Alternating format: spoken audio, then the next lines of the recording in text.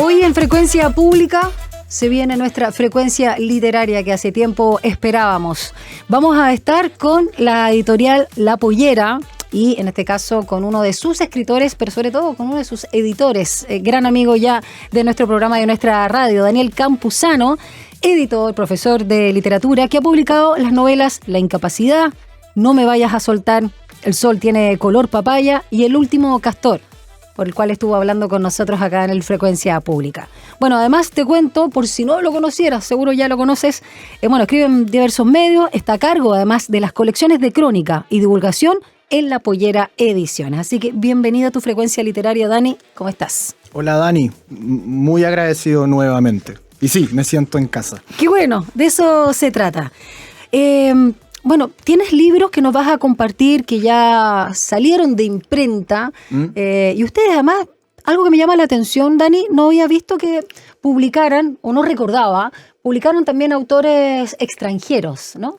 Sí, hay una línea desde los primeros años de La Pollera de rescate, tanto traducción, digamos, como autores en habla hispana, que andaban por ahí extraviados por trajines editoriales, a veces sucesiones hereditarias. Sí. Tú podrás entender el gran tema de nosotros, los editores, los publicadores. Así que no es ajeno, pero sí lo novedoso, y en eso tienes razón, son autores de habla portuguesa. Mira, esa es la introducción del último tiempo. Sí. ¿Y quién traduce ahí? Traduce dos académicos chilenos. ¿Ya? Sus nombres, por supuesto, es Ana Lea Plaza y Fernando Pérez. Buenísimo. Ellos son académicos, jóvenes, especializados en literatura brasilera, tanto contemporánea como del siglo XIX, que es donde se inserta esta antología de cuentos. Y los otros autores extranjeros, Dani, junto con ser argentino, de hecho vamos a conversar los dos en un ratito más con un autor que publicó a través de Pollera, un libro bien así que uno dice, no puede ser verdad, por lo menos desde acá, verdad. Desde Argentina sí. La tienen un poquito más clara.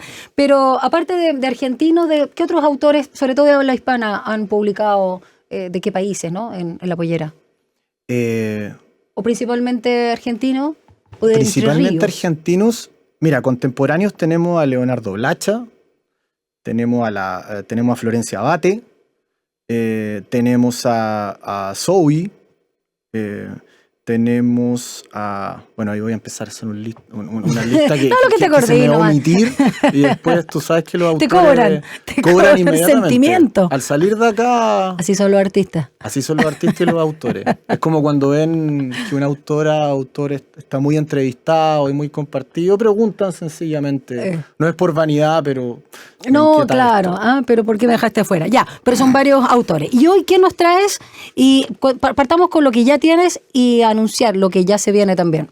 Ya, mira, desde octubre podemos ver en librerías Las manos del general, que vamos a tener una conversación específica con Gonzalo Fazón. Con Gonzalo Fazón, su autor, en unos minutos. Es una novela también que ya corrió en Argentina y tenemos harta repercusión crítica, mediática, así que va a ser ¿Sabían que era una sandía calá? Es una sandía calá. Lo interesante es por qué a nosotros y de qué manera nos interesa el tema. Así que ahí vamos a conversar. Dejémoslo en ascuas. Sí, nosotros como chilenos. Que es una novela policial. Una novela policial, un thriller sin, como decimos, sin vergüenzas, ¿no? Que siempre se tiende a esconder a veces la vocación masiva. Este es un thriller... de tomo y lomo. De tomo y lomo, sin apellido, psicológico, sí, acción, policial, por supuesto, reporteril, que es todo un género. Sí, y de hecho basado en hechos muy reales. Muy reales, que vamos a preguntarle si a los argentinos les asombra o no. Exacto. Y al ladito de la Argentina ocurrió que existió un movimiento editorial muy interesante en Brasil a fines del siglo XIX y a principios del XX. ¿Por qué es tan interesante ese periodo? Porque hasta 1888, y esto lo traigo como apunte. El torpeo, para quienes no nos están viendo por YouTube y solo escuchando la 94.5. Tengo mi pascualina acá con colores. En 1888, si no lo sabíamos en la casa, se abolió la esclavitud en Brasil. Fue el último país de América. Sí, qué locura. ¿Y cuál es la razón de esa fecha? Es porque la economía cafetera, por supuesto, que requería de esclavos. No solamente cafetera, sino manufactura y etcétera. En 1889, miren, un año después, para que veamos lo agitado de todo, cayó la monarquía. Cayó el gran Pedro II. El gran me refiero a... Sí, no, que así, no, es porque al rey se le llamaba así, claro, el rey Pedro, así. Sí. No estamos atribuyéndole atributos que no sabemos, ¿no? En esta era de la antimonarquía. Bueno, entonces, en medio de esa agitación, que Brasil empieza a ser una república independiente, en un momento era una república independiente, pero monárquica. O sea, era una república independiente, pero seguía este reinado, y esto cambia a fines del siglo XIX, como adelantamos. Brasil empieza a modernizarnos, y como anotan los editores a cargo, los prologuistas también, y los traductores, Ana Lea Plaza y Fernando Pérez Villalón, existe unas contradicciones de una sociedad súper tensionada entre tendencia arcaica y modernizante. Te interrumpo porque no has dicho el título del libro que tienes sobre tus piernas, del cual estás comentando el contexto o el frame, ¿no? El contexto histórico de lo que se trata. Era una estrategia para cautivar, y ahora sí. Era suspensivo. Era el teaser. El título es Sin ojos y otros cuentos brasileños inquietantes. Sin ojos, wow. Inquietantes. Ya. Así es. Sigamos. Bueno, el título de Sin ojos se debe al primer relato de esta antología del famosísimo Machado de Asís. ¡Ay, qué maravilla! Joaquín, tú... Sí, yo lo conocí no hace mucho, ¿ya? Y se me voló la cabeza. Mira. Pero no lo conocía de nombre, pero no lo había leído nunca. Y tengo un libro que es como también una antología de tapadura, así como bien... no sé quién lo sacó, te lo voy a mostrar, pero es un libro como de... se dice como de gran factura y como de casi homenaje con muchos de sus cuentos, y es ufa. Sí. Ufa, pero no lo conocía más que como nombre, como referencia. No lo había leído nunca. Plaza. Bueno, según lo he entendido, es uno de los mayores escritores, no solo de la lengua portuguesa, sino universal. Y nos abre una pregunta a propósito, ¿cuál es la relación entre la literatura publicada en Portugal y las publicaciones que podemos hacer los editores latinoamericanos? Como que da la impresión que el inglés llega más rápido traducido que el portugués, y estamos tan cerca. Bueno, y en general otras lenguas también, incluso otras lenguas. Pero uno podría pensar de que el portugués estamos tan cerca. Te estoy escuchando, solo quiero ver de dónde salió ese libro que yo te voy a comentar. Estoy googleando mientras. Bueno, multitask. Ya, entonces este es el libro, pero es solamente de Machado de Asís. No es de Joaquín Machado de Asís. Son 5 autores más, 4 hombres, una mujer, Julia López de Almeida. Cada uno de los autores aquí está mostrando dos relatos, y que los une, como es el ejercicio de esta antología, son relatos donde el límite de lo real y lo ficticio está medio trasunto, medio borroneado. Está lo fantástico, lo inquietante, como en la presentación, lo ominoso, lo abominable, lo repugnante, lo horroroso, a secas, lo macabro, lo chocante, lo sangriento, y podríamos seguir. Eso une a todos los autores de esta antología. Eso une, eso es lo que los editores intentaron poner como medular. Aborda temas como la muerte, la violencia, la sensualidad, la excentricidad tanto de sus argumentos como los personajes. Hay lectores de esto, hay lectores de esto muchísimos. Muchísimos. Y lo vemos, lo acabamos de ver en la primavera del libro. De hecho te iba a preguntar cómo había sido también esa experiencia de la pollera. ¿Y ya tenían Sin Ojos? Ya teníamos estrenándose, y da la impresión que tenemos un nuevo target dentro de lo que uno puede... ¿Gente más joven o no necesariamente? No necesariamente. Bueno, ¿qué quiere decir joven también hoy en día, ¿no? Una gran pregunta. Pero no vamos a... Este programa ni esta editorial está por va a resolver aquello, ¿no? Y también tampoco. Pero gente con vestimenta oscura ya se estaba acercando.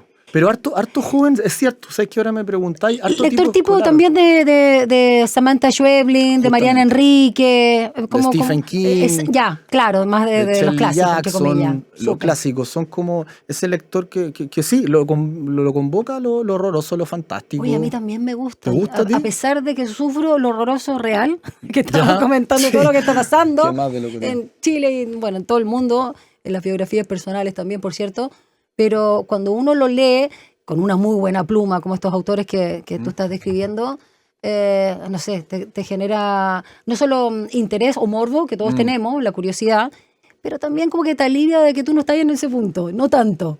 Y a veces Puede sí, ser. y a veces sí, hay identificación, sin duda. Bueno, quizás desde el horror cotidiano disfrutamos del horror de ficción, Sí. que es bien... Oye, ya, sígueme contando entonces de los autores de esta antología Sin Ojos. Bueno, son 4. Como el último autor es un autor clásico de literatura infantil en Brasil, ¿Ah, sí? llamado... ¿Tienes todo rayado el libro? Lo Dani tengo súper Campuzano? rayado y no practiqué la entonación portuguesa. Así que ahí Ya. pedimos, No, chapurrea nomás, no te pedimos preocupes. perdón. Hablamos de los autores, bueno, Machado de Asís, el clásico de clásicos, Joao do Rio, Julia López de Almeida, Ya. Humberto de Campos, Monteiro Lobato. No tengo el gusto de los otros 3 autores, pero qué maravilla. también Teníamos poder muy leerlo. poco el gusto porque están súper poco traducidos. Ya, tampoco son tan conocidos Tampoco acá. son conocidos. Y hablando con otros colegas editoras, ¿Sí? ¿por qué no de una forma darnos el envión de ir a buscar literatura brasilera contemporánea? Porque Obvio. llega muy poco. O sea, incluso los grandes grupos editoriales con sus autores Chico Buarque, que tienen una resonancia mayorcísima, se demoran. Se demoran un poco más que el inglés.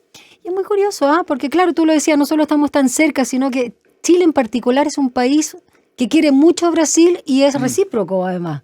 Es recíproco. Lo vemos en el barrio de Bellavista, ¿no?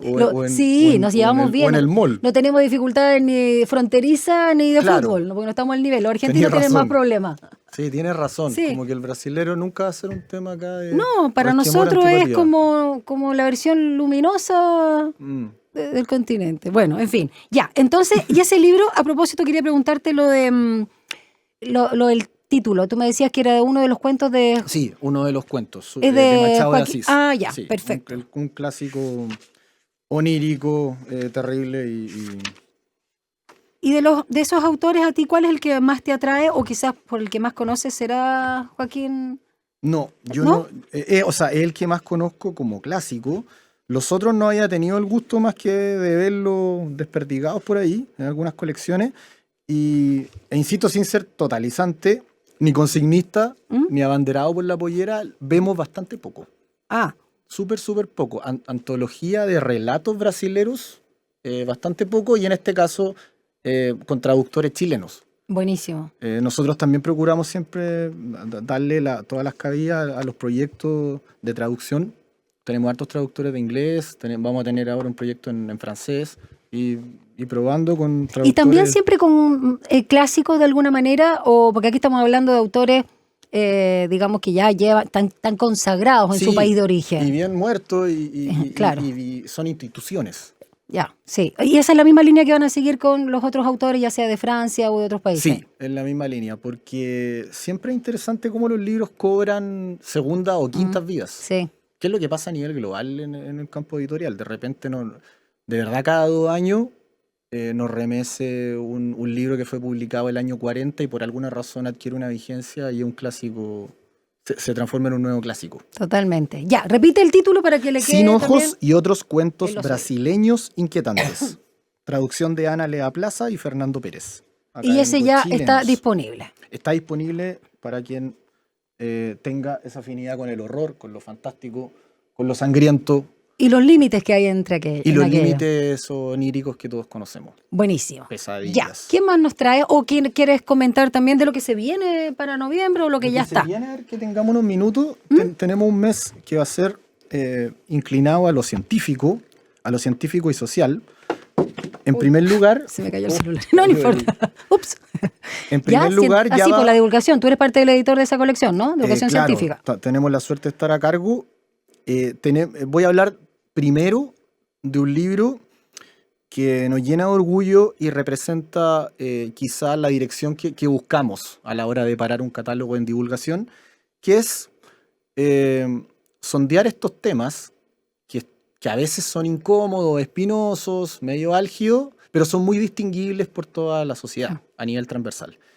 Y nos fuimos muy específicamente hacia el suicidio en las personas mayores, que es un tema que tiene muchísima implicancia, desde ya muy relacionado a los cuidadores, que es un rol que recién políticamente está funcionando en cuanto a hace un par de años, respecto a subsidios, sí. Pero al parecer todo lo relacionado a las personas mayores parece con un manto de incomodidad que nadie quiere hacerse cargo. Hablamos mucho de las jubilaciones, pero no del cotidiano, no del diario, y algo tan que marca tanto a la familia a nivel íntimo que parece que también les cuesta traducir y hasta qué punto como sociedad, o sea, un gobierno se puede hacer cargo, hasta qué punto nosotros nos podemos educar para que llegue lo inevitable. De hecho, no sé si te pasa, Dani, yo siempre digo que una de las tantas cosas, digamos, que me dan vergüenza, como me generan dolor de la cultura occidental a la cual pertenecemos, es el cero respeto hacia no solo los adultos mayores, sino hacia la vejez, hacia aquellos que nos hicieron la posta, ¿no? Y no solo nuestros padres o abuelos directamente, sí, pero socialmente. Y algo que en un país tan vecino como el nuestro, quizás es distinto como es Argentina, tan cerca, uno ve a los grandes, como le dicen ellos, estando mucho más presentes en el espacio público. Y no digo que no tengan precariedad, y sobre todo ahora con el gobierno de Milei, con toda la precariedad que hay, que es transversal. Y cuando uno piensa en Oriente, y que creo que no es un cliché, hay un acto de reverencia, hay un acto de agradecimiento, hay una gratitud que nosotros no tenemos, además que todos vamos a llegar allá si es que no nos morimos antes, pero en el fondo igual hay una cosa de la sobrevaloración no solo de la juventud, sino de la utilidad, ¿no? Que es muy capitalista, sí, cuando eres productivo. Bueno, ese es el tema, porque... Entonces se transforma en una carga. Por el otro lado, se nos olvida que la sabiduría es la experiencia. No solo la sapiencia, el conocimiento, sino que desde luego las personas mayores están mucho más capacitadas por experiencias vitales en por lo menos está esa autoridad en ese aspecto. Y que nos pueden decir cosas. O sea, y lo que tú dices es claro, en una sociedad cada vez más orientado, digamos, el capital a la producción, desde luego que las personas mayores no están escenificadas acá, no tienen rol. Y en Argentina, como tú dices, vemos al menos la sociabilidad en bares, vemos a viejos, vemos moviéndose. Acá incluso... Se ven más integrados, digamos, como debiese ser. Integrados y trata muy bien el libro que estamos presentando. El peligro también de la condescendencia, de cómo referirse al abuelito. Ay, sí. Los diminutivos, de cómo inmediatamente con eso deslegitima su participación. Entonces, la psicóloga Ana Paula Vieira, junto a su asistente Nicolás Cisternas, reunieron a 15 expertos del campo de la psicología, de la psiquiatría y también del periodismo, de la sociología, de cómo abordar este problema, cuáles son todas las implicancias. El problema es la marginación, el problema es el maltrato, porque hay mucho maltrato. Sí, a veces pasivo, pero maltrato. Sí. Y el problema también es el descuido, ¿no? Es lo que estamos hablando, esa ingratitud. La ingratitud... No la vejez per se. Per se, tomando ese incómodo registro de que vemos cada vez más continuamente suicidio en personas mayores, de repente, y cómo también, muy importante, son tratadas en la prensa. Hace poco ocurrió un caso lamentable en Valparaíso, que una pareja decidió poner fin a la vida. Pasan recurrentemente estos casos, Y es abordada a veces incluso desde el relato épico amorosos. Mire qué lindo, murieron juntos.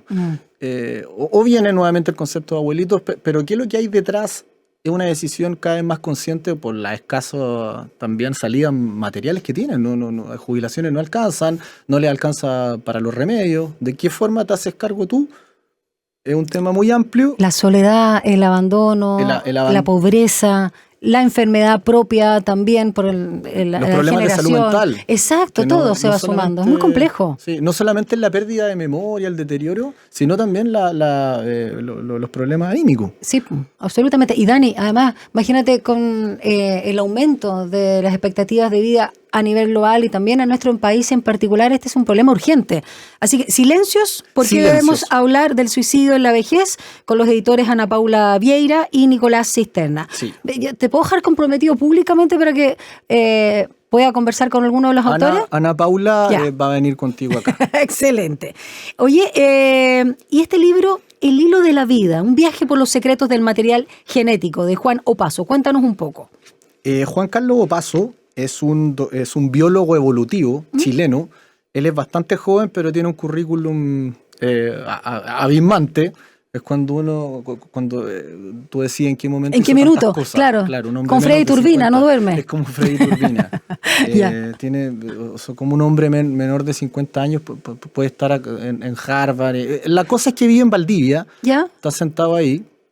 Y es académico de universidades regionales.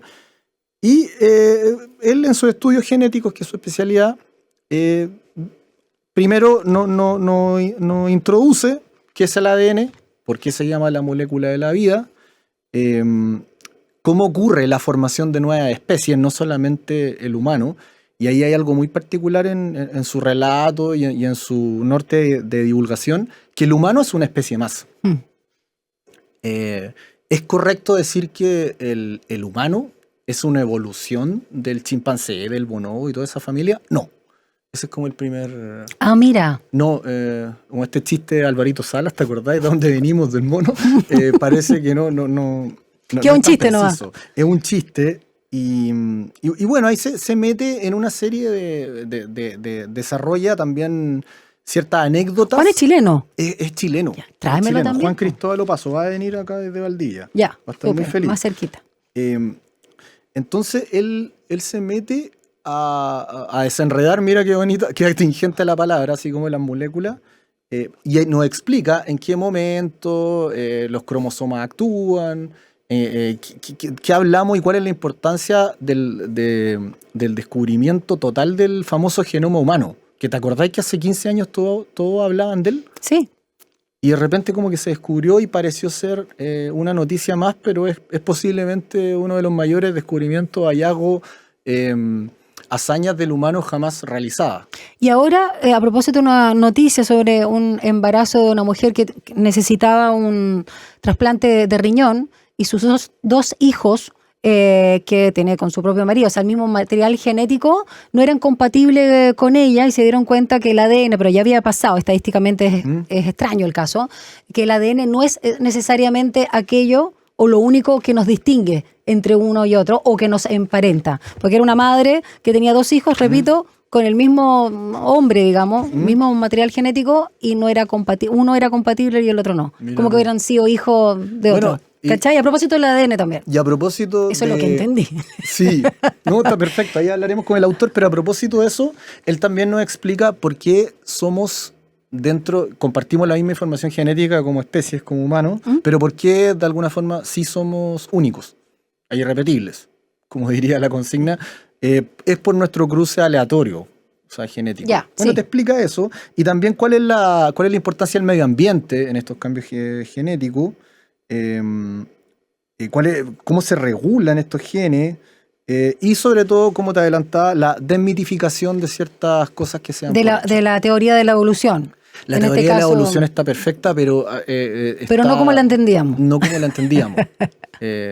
Y bueno, y hay otras cositas simpáticas, como que, por ejemplo, hay muchas especies que han perdido, digamos, de qué manera van perdiendo un bracito, de qué manera ¿Te vamos habla del perdiendo dedito un chico, dedo. que no sirve para nada más No, que para pegarse en la esquina de las cosas? eso podríamos preguntarle, Oye, si es sí. cierto. ¿En ¿Ah? cuánto más perdemos el dedito Mira, y tú, chico? tú tienes el lóbulo de la oreja pegado, yo lo tengo salido. ¿Qué ¿Qué significará eso? significa Somos eso? de distintas Esas son especies, Dani. preguntas que le Solo puedes el hacer a nombre él. nos une a nosotros. Sí, y por ejemplo, las serpientes tenían 4 extremidades y las Ya. fueron perdiendo a lo largo del ¿Tenían tiempo. Tenían bracitos y bracito. patitas? Sí, los pequeños Oh. dinosaurios, y estos se hacían así. ¿Por qué se perdieron? Bueno, aquí el libro te lo Ya, está puede entretenido. ¿Y responder. cuál es el lenguaje? Para ir cerrando, porque ya nos vamos a comunicar con nuestro autor también Muy, de La Pollera. muy amable, muy divulgativo. Es un tema que nos parece tan científico, pero a la vez estamos hablando de nuestra carne, de nuestra sangre, de todo lo celular. Es algo que hemos escuchado 1000 veces, pero nunca lo hemos bajado y le hemos puesto atención. Y asombrado también, porque es como... wow. Repite el título entonces de este libro El de hilo de divulgación la científica. vida. Un viaje por los secretos del material genético. Dice en un momento la posibilidad de entender cómo, al igual que un mueble prefabricado, no vamos a hacer publicidad acá, los seres vivos cargamos nuestro propio manual de instrucciones. O sea, todos, gracias al genoma humano, tenemos manual de instrucción. Buenísimo. El tema es quién lo sabe leer, quién lo aplica. Ya, y adelanta con el autor que vamos a conversar en un ratito más también de La Pollera, acá en Frecuencia Literaria por Radio Usach. Bueno, tengo el gusto de presentar la novela Las manos del general, que ya habíamos adelantado previamente. En 1987, la tumba de Juan Domingo Perón, el mismísimo, fue profanada y su cadáver mutilado. El asesinato del juez que investigaba el caso paralizó las pesquisas y hoy, casi 40 años después, nadie sabe dónde están las manos del expresidente argentino. Lo último que leímos es real. Tan, ufa. Sí, Oh. yo sabía lo de la profanación, pero lo de las manos, la verdad que no lo sabía. Porque cada vez que he hablado con un argentino, la imagen de Perón es totalmente opuesta a la que pueda tener más allá del dato Claro. histórico, pero como figura, ¿no? Sí, No es tenemos controvertido. al menos los chilenos parangón no Yo existe. no lo puedo entender que haya tanta, no contradicción, sino como casi dicotomía de las versiones opuestas, ¿no? Pero es interesante como personaje y vamos a hablar a la vuelta de la música entonces con Gonzalo Fasón desde Buenos Aires.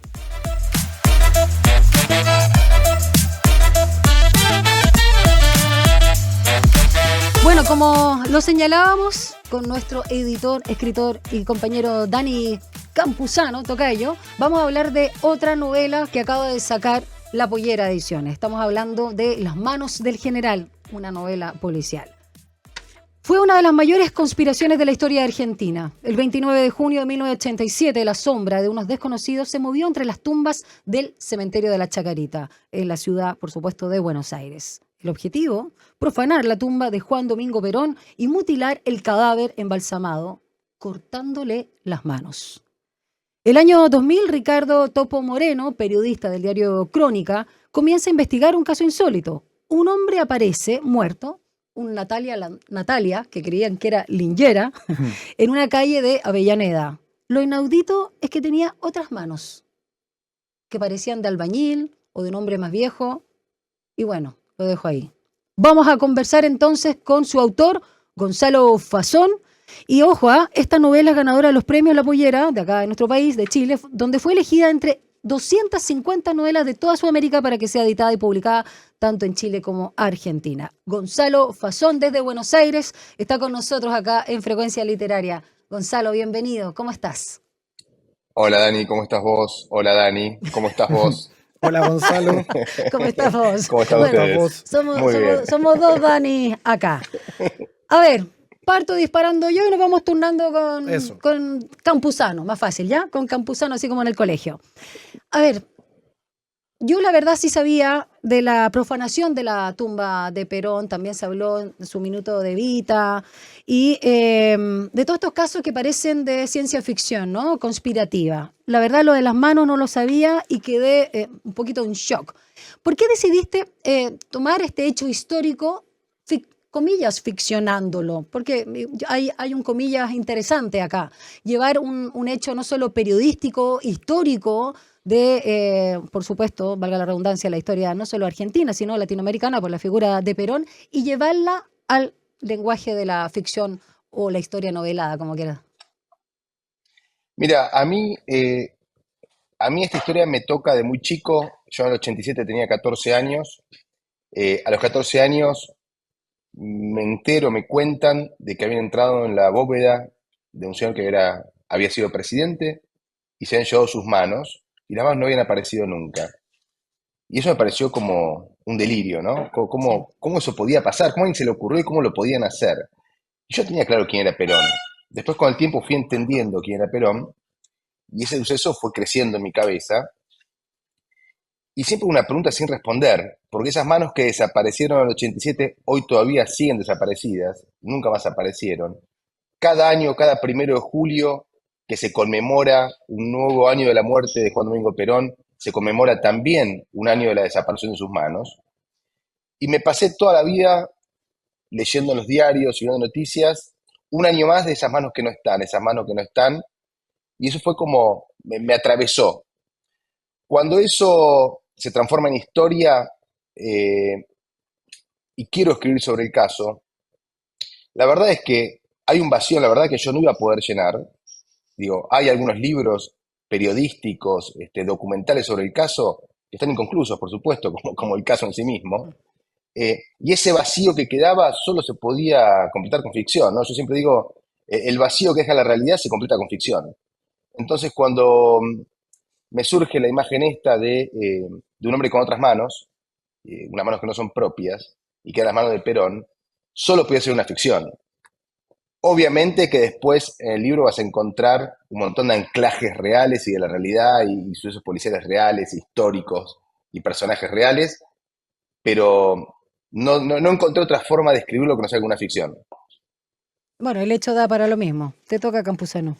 Eh, Gonzalo nos contó de esta obsesión con el tema, la inquietud que tuvo durante muchos años de su vida, pero yo te quiero preguntar específicamente, que es algo que adelantas también en el epílogo, o sea, cierras en el epílogo, ¿qué es sobre tu proceso de investigación? ¿Qué es lo que más interesante, me parece uno de los aspectos más interesantes en las entrevistas que te hemos seguido en la Argentina? Porque vale decir que este libro ya está corriendo hace Sí. unos 2, 3 meses allá, ha tenido una interlocución muy justa y muy llamativa. Entonces, que nos puedas contar acá en Chile, que para nosotros la figura de Perón, si bien es reconocible, un poco satelital, no sabemos muy bien los detalles y tampoco, como hablábamos con Dani, no entendemos mucho la repercusión política en todos los sectores. Pero, ¿cuál es tu investigación? Nos adelantas que conociste a Marta Ferro y, Maravillosa, la amé. y también que tienes un ritual personal, que es sentarte la primera semana de agosto, visitar una bóveda en Chacaritas. Y puedo sumar, perdona, Dani, en relación acá, que la verdadera figura también de este libro, más allá de Perón, que envuelve todo, es Ricardo Topo Moreno, Claro. el periodista de Crónica. Bueno, acá hay algo muy interesante. Yo cuando empiezo, te voy a contar dos cosas. Primero te voy a responder la investigación, pero después te voy a contar algo que tiene que ver con esto. Porque cuando yo me pongo a escribir este libro para mí era muy importante, como partía de un punto, el punto de partida era realmente algo muy extraño, ¿no? Alguien que aparece con las manos de Perón injertadas. eh, para mí era muy importante que la historia sea verosímil. Y después me gustaría hablar un poquito de la verosimilitud, que para mí en este trabajo es muy importante. Pero para esa verosimilitud era importante que haya anclajes en la realidad muy concretos. Entonces el trabajo de investigación tuvo que ver con tres aspectos en particular. El primero con los hechos históricos y policiales y políticos, con lo cual hubo ahí un trabajo de investigación con el material bibliográfico que había a mano, yendo a la hemeroteca de la Biblioteca Nacional, viendo los diarios de la época, haciendo entrevistas, entrevistas con policías, entrevistas con abogados, entrevistas con periodistas. Digo, en algún momento los policías hablan y uno tiene que aprender cómo hablan esos policías para que sea verosímil y cómo es una redacción de un diario. Entonces, hubo investigación histórico, política, social, hubo de los personajes y sus universos y hubo de los lugares también. Todos los lugares son reales, son lugares que existen. Muchos los conocía, muchos no, pero los visité frecuentemente para empaparme del lugar y de lo que pasaba en ese lugar y las sensaciones del lugar, ¿no? Mm. Y respecto a lo que decías de los protagonistas, de Marta, del Topo y del epílogo en particular, para mí, cuando empecé a escribir este libro, yo quería lograr confundir ficción con realidad de una manera que sea prácticamente imposible desarmar esa construcción, ¿no? Imposible saber qué era ficción y qué era realidad. Tanto es así que me pasa, muchos lectores me lo han dicho, que la lectura del juego es un poco lúdica, porque incluso en Argentina, donde quizás la historia es un poco más conocida, lee el libro googleando, ¿viste? Los hechos Sí, políticos, sí, los sí. casos policiales, los personajes. No todos los personajes son reales, muchos sí son personajes de carne y hueso, después ficcionados también, porque eh, nada, hay varios allí que son. Marta Ferro es una persona de carne y hueso, o lo fue una persona de carne y hueso y existió, Parte de y sobre Crónica esa también. construí. Sí, ella era, Marta Ferro, un personaje muy hermoso porque fue pionera argentina de la lucha LGBT, de los derechos del lesbianismo, primera reportera mujer de Crónica, que es el diario policial por excelencia de Argentina. Es un personaje muy rico ella. Traté de hacerle honor hasta donde pude. Y después los otros personajes, algunos son reales, otros no, Los pero lo policías con los importante que también es comienza, eso, ¿no? sí, los policías, Los por policías ejemplo, con los Pedro que Villagra, comienzo Vázquez, no son personajes ya. reales, sí, me entrevisté con muchos policías para poder construirlos, ¿no? Pero creo que parte del juego es ese. Casi que no me gusta contar o hablar sobre cuáles son o no de verdad, porque parte del juego que planteo es que en definitiva no sé si es tan relevante Mm. la verdad, sino que sea verosímil la historia y sea creíble y disfrutable. Absolutamente disfrutable, de hecho tiene ese ritmo, no sé si te pasó, te voy a decir campusano, ¿ya puedo? Bueno, Figueroa. adelante nomás. No, No, señorita va Figueroa. a decir Figueroa ahora. Un poco como con el ritmo de la serie de Netflix, ¿no? Muy digamos, dinámica, donde también hay humor a través de los personajes, estos diálogos o competencias de ego entre estos periodistas, ¿no? Sí. Que le dan los datos como el Turco Salim o el Tano y cómo los manipula Ricardo Topo Moreno. La vida bohemia también del periodismo, cómo se llevaba o cómo lo llevaba él, al menos que llegaba tarde a la sala de redacción, hasta las tantas, sus visitas y reuniones en Los Inmortales y qué sé yo, ¿no? Pero todo esto rodeado, como tú bien decías, de esta conspiración donde están las Fuerzas Armadas, donde todavía pena la figura de Macera, donde, ¿cómo se llama el otro? Los ocho de los malos, López Rega, ¿no? El esoterismo también de López Rega, que es bien curioso. Entonces hay cosas, los cuchillos Tramontina, a Mm. propósito de lo que también cubre este diario, como es Crónica. Entonces se hace bien interesante, bastante ágil, ¿no? Sí, y tengo entendido, Gonzalo, que esa estructura es intencional. Tú fuiste a ese tono y Sí, vos sabés estructura, que, al suspenso entre los capítulos. sí, yo considero que un libro es, entre otras cosas, es un bien de consumo cultural, y el chiste de un libro es que sea consumido, ¿no? O Mm. sea, que uno pueda llegar hasta el final de la historia y que lo disfrute. Y hoy, en nuestra vida diaria, compite con un montón de otros productos de consumo cultural y la mayoría audiovisuales. Vos decías Netflix. Sí. Esto es una búsqueda. Yo quería que sea como una serie este libro, que cada capítulo tenga atención, que tenga acción, que tenga algo que te lleve a leer el próximo para que no lo sueltes, que tenga algo adictivo como lo tienen las series hoy en día. Entonces sí, es una búsqueda, eh, porque creo que el libro que no, como decía el papá de Borges, ¿no? Cuando le decía a Borges, y es algo que yo tomé como enseñanza, un libro no lo empujes. Si llegaste a la página 40, a la página 50 y ese libro no te atrapó, ese libro no está escrito para vos, o no está escrito todavía para vos, es el papá de Borges. Entonces, para mí, los libros tienen que desde su formato ser atrapantes o resultarlo, porque si no te aparece el contenido. Absolutamente. Estamos Más con para un policial, ¿no? Para un ¿Ah? policial es como, Sí, o sea, te tiene que atrapar, literalmente. Estamos con Gonzalo Fazón, escritor, autor de Las manos del general, una novela policial que edita en nuestro país, La Pollera, y estamos aquí junto al escritor y también editor de la misma editorial, Daniel Campuzano. Em, ¿Cómo también, a propósito del libro como dispositivo, pero ficcionar una historia tan surrealista como la amputación de las manos de Perón y toda esta situación que uno dice realmente cómo es posible, ¿no? Actualiza el hecho histórico en pos no solo de la verdad, de la justicia, acabar con la impunidad y reactivar en el imaginario colectivo y también desde otra sala de prensa, no solo la cultural que va a cubrir tu novela como lanzamiento, sino para las nuevas generaciones, como a ti te pasó cuando eras un chico de 14 años que también ante la noticia, el 87, tú dices, bueno, ¿qué pasa? Y te obsesionó tanto, o más bien te inspiró tanto al punto de escribir también o estar averiguando. ¿Cómo el arte o la literatura propiamente tal activa también el imaginario en hechos históricos?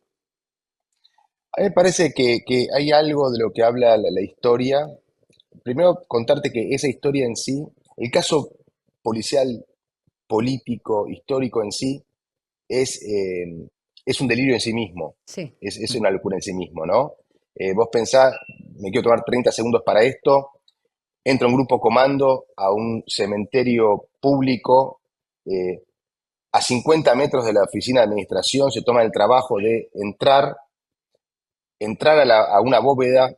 Esa bóveda tiene una tumba de un expresidente protegido con medidas de seguridad, rompen las medidas de seguridad, o no las rompen, pero las inhabilitan y las abren, sacan las manos, amenazan, le mandan una carta a 3 políticos importantes del momento, un juez empieza a investigar, ese juez desde el minuto 1 se encuentra con una causa que se la empiezan a ensuciar todo el tiempo, los organismos de inteligencia, el poder político, eh, empieza a trabarse la causa, ese juez muere en un accidente de auto inexplicable, en una ruta a 18 meses de iniciado el caso, accidente que hoy es considerado asesinato. Eh, los policías que investigan la causa, el policía número 1 de la Policía Federal murió de asma en su oficina. El comisario de la comisaría 29 que tiene intervención en el cementerio de Chacarita eh, murió también. Eh, Mueren testigos. Entonces ya el caso es un delirio.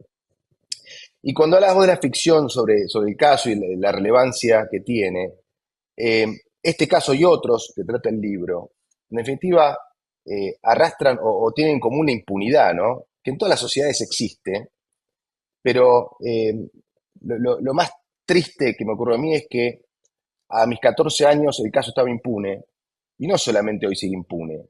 Hay un montón de casos impunes permanentemente, eh, que muchos el olvido se los va comiendo.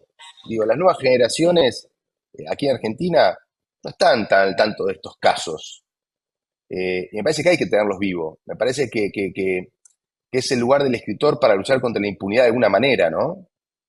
Y cómo, perdón, también agregar la literatura o el arte en general, también a apelando más bien a la emocionalidad reactiva, ¿no? Los temas.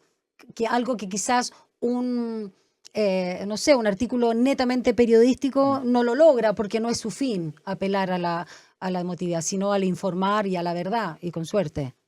Sí, yo Mira, quería... yo estoy dale. seguro, Dani, para ¿No? cerrar ese comentario, yo estoy Figueroa. seguro, Dani Figueroa, para cerrar ese comentario, que sobre todo con el público, ni hablar con el argentino, pero con el chileno también, eh, esto podría ser una nota del diario recordando un año más que no se encuentran las manos, pero sin embargo ha significado mucho más búsquedas en Google, seguramente el libro que nota periodística que no te llega.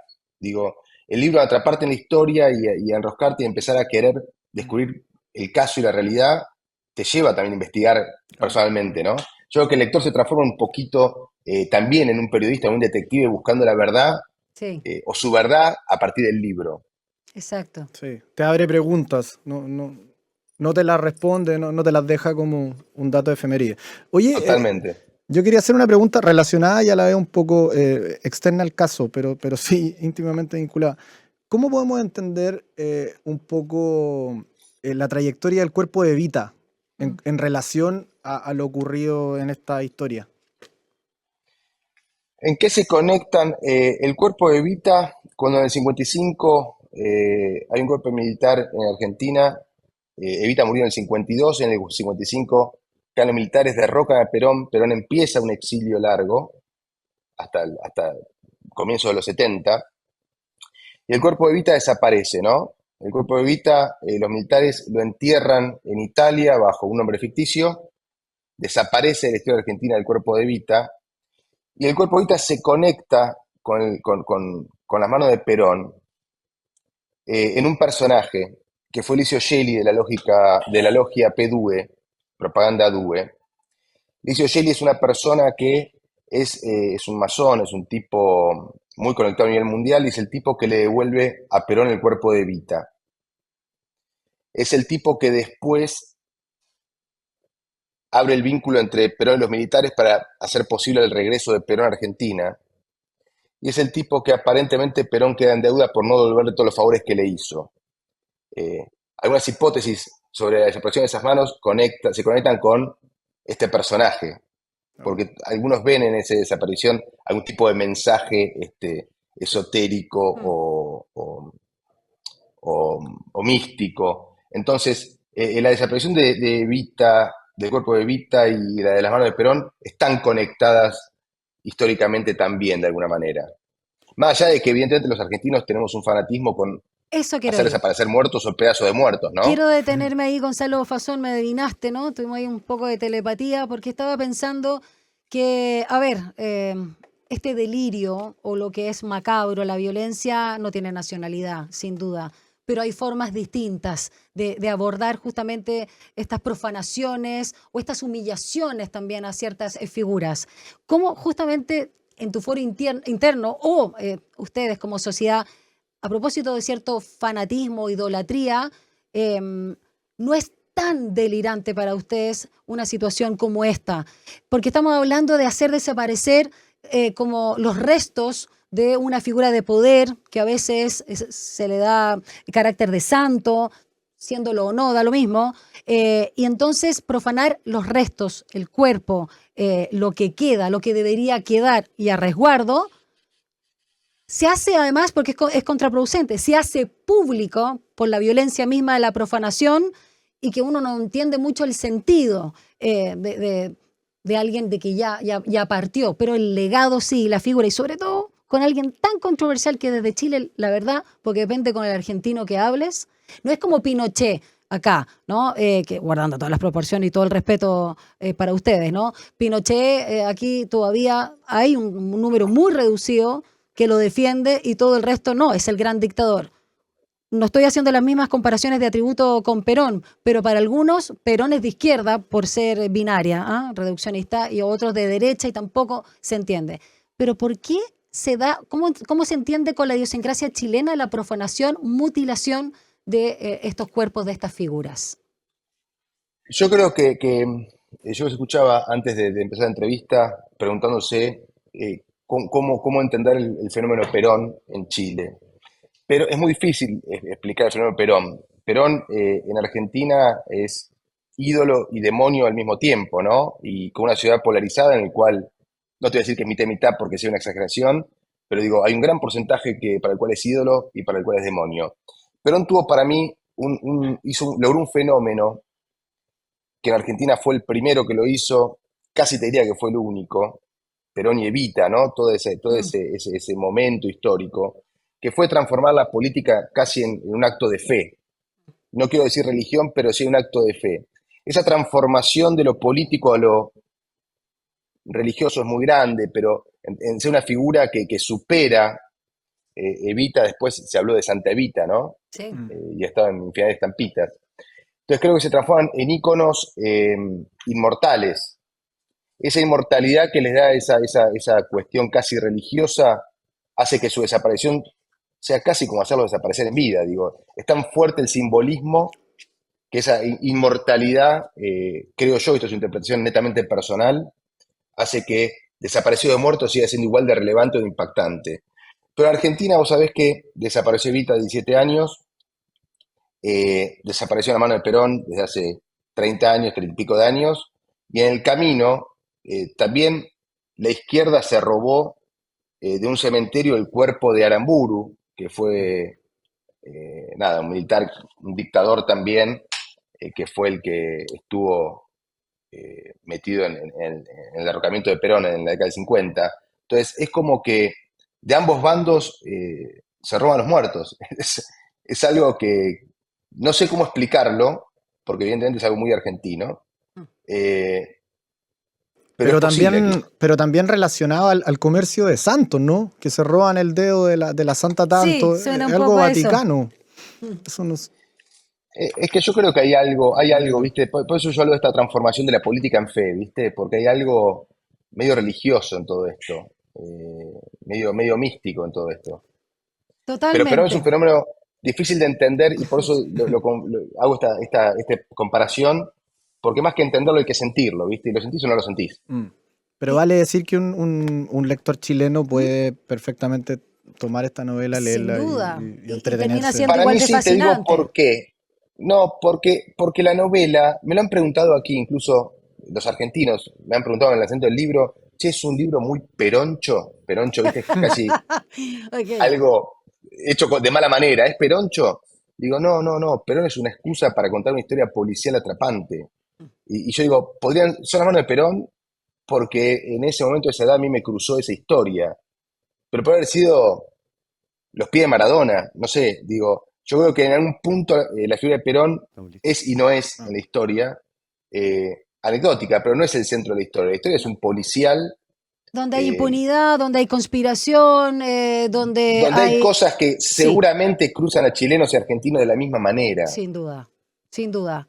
Bueno, un Eh, placer haber conversado contigo, junto, por supuesto, a nuestro querido Daniel Campuzano de La Pollera Ediciones, que nos trajo este libro a Chile.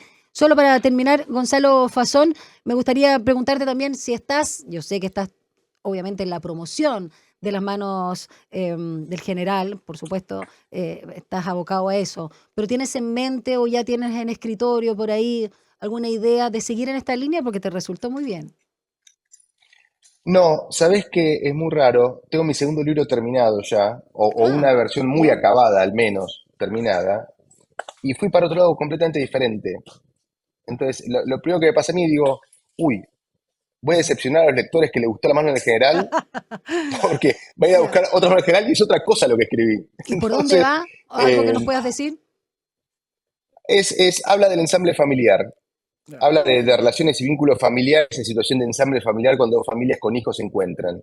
Mira, algo muy Eh, actual. que no tiene nada que ver. No, se Pero encontrarán bueno, de nuevos última lectores me queda entonces. tiempo para meter. ¿Eh? Sí, sí, dale. No, digo, a lo sumo puedo meter un policía en medio de la historia para que, para Acá que se sea más encuentran rica. las Pero manos. bueno, acá- Claro, las manos se pero bueno, estoy en otra entrelazan. cosa. No, no, pero buenísimo. Esperamos también tenerte pronto, no solo acá en Radio USACH, querido Gonzalo, sino también en Chile presentando tu próximo libro que nos sorprenda, como a mí me entretuvo bastante y no sabía lo de las manos propiamente tal a propósito de la perforación del general Perón. Un placer conversar contigo, Gonzalo. Daniel, muchas gracias. Daniela, infinitas gracias. Gracias por el espacio. Gracias, Gonzalo. Chao, que te vaya muy bien. Bueno, y así Chao. terminamos. Chao. Esta edición dedicada también a la pollera con las recomendaciones que nos has dado tú, Dani Campuzano, y por supuesto al autor que nos trajiste hoy, Gonzalo Fazón. Muchas gracias. Honradísimo. Gracias, Dani. Será hasta la próxima, Dani. Muy próximo. Chao, Dani. Chao, Dani. Y ya viene Mirna Schindler y viene Sin Pretexto, así que quédate con nosotros en la 94.5. Chao.